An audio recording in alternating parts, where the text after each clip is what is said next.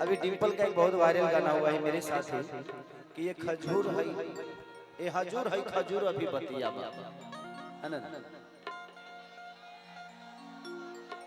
कि देखहि में लागता टेस्टी कि दे दतनी काट के जीएसटी कि जनता नी नियत राउर घटियावा अरे घटियावा देख देखी धड़ी कत छतियावा ए हजूर है खजूर अभी बतिया।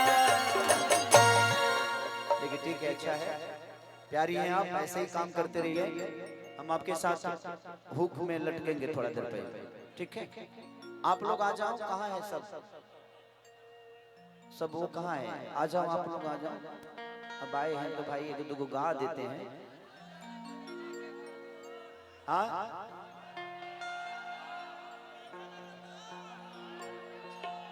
कि बाल तो हारी करे झपा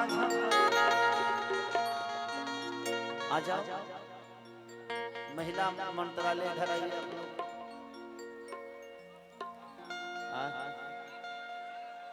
विकास भैया के जितने प्रोडक्ट हैं इधर आ जाइए।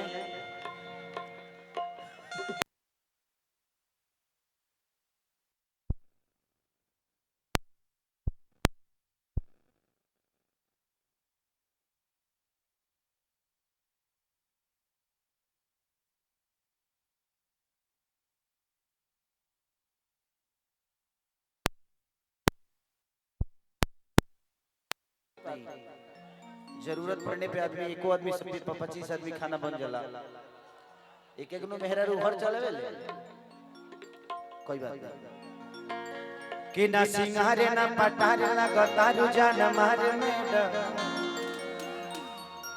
कि तहर कजरा कटारी देखी भइनी बीमार मेरा तब बोला कैसे अजूबा भाई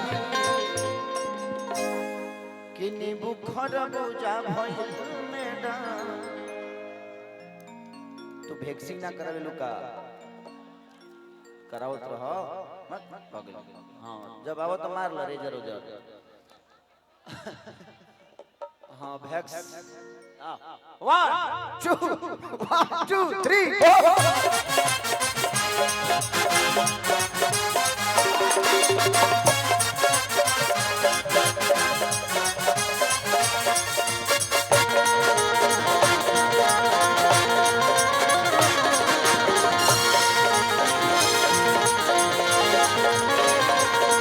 ना सिंगारे ना पटारे ना गतारू जान मारने जा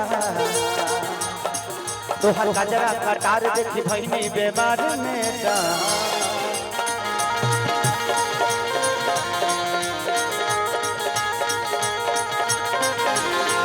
ना सिंगारे ना पटारे ना गतारू जान मार तो हर गजरा कटार देखी भइनी बेमार में जा। बोला कैसे अजूबा भाई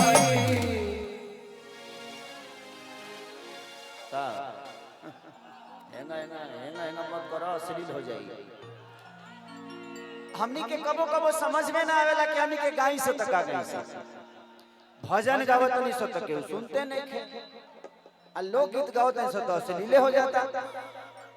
अब आदमी करो तो क्या करो, कोई भी संगीत अगर आप उसको मनोरंजन के हिसाब से लीजिएगा तो अश्लील नहीं है, देखने वाले की नजरिया बताती है कि हमारे रिश्ते क्या है। हम एगो लटक जीवे पर रील बनावले रहनी हम कि हो लटक जाइबा राजा चले ऊपर हम एगो और एगो बॉम्बे के मॉडल आकांक्षा पुरी जी हम उनकरा के उठा के अपन डिप्स मारत हनी पुल अप्स। तो सोचिए कि मैं जिम कर रहा हूं और लोग कुछ अलग ही सोच लिए। माने ये केहू ना देखल कि खेसरिया एगो 60-65 किलो के महिला के उठा के डिप्स मारता, कितना पावरफुल है लड़का। ये केहू ना देखल, लोग कहता कि मां ये कौन डिप्स है, अरे बहुत से निमन डिप्स बावे, हम अभी तो मारते नहीं खे लेकिन मार